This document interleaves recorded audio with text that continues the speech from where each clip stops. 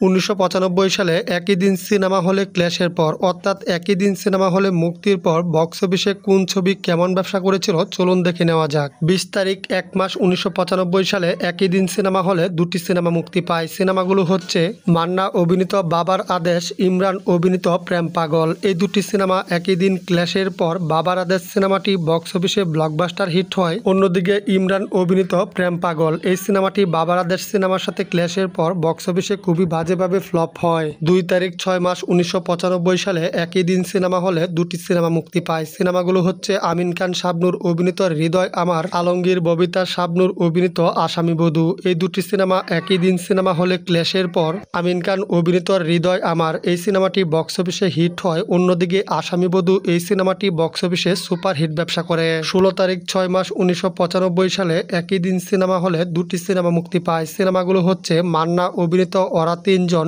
ইলিয়াস কাঞ্চন অভিনীত প্রতিশোধের আগুন। এই দুটি সিনেমা একই দিন সিনেমা হলে ক্ল্যাশের পর মান্না অভিনীত ওরা তিনজন সিনেমাটি বক্স অফিসে মোটামুটি হিট হয়। অন্যদিকে ইলিয়াস কাঞ্চনের প্রতিশোধের আগুন সিনেমাটি বক্স অফিসে হিট হয়। মান্না ইলিয়াস কাঞ্চনের এই ক্ল্যাশে মান্না হেরে যায়, ইলিয়াস কাঞ্চন জিতে যায়। 31 তারিখ 3 মাস 1995 সালে একই দিন সিনেমা হলে তিনটি সিনেমা মুক্তি পায়। সিনেমাগুলো হচ্ছে লাভ স্টোরি, পাশান ও রাজাবাবু। এই তিনটি সিনেমা একই দিন সিনেমা হলে ক্ল্যাশের পর লাভ স্টোরি সিনেমাটি বক্স অফিসে এভারেজ ব্যবসা করে, পাশান সিনেমাটি বক্স অফিসে হিট হয়। অন্যদিকে রাজাবাবু সিনেমাটি বক্স অফিসে সুপার হিট ব্যবসা করে।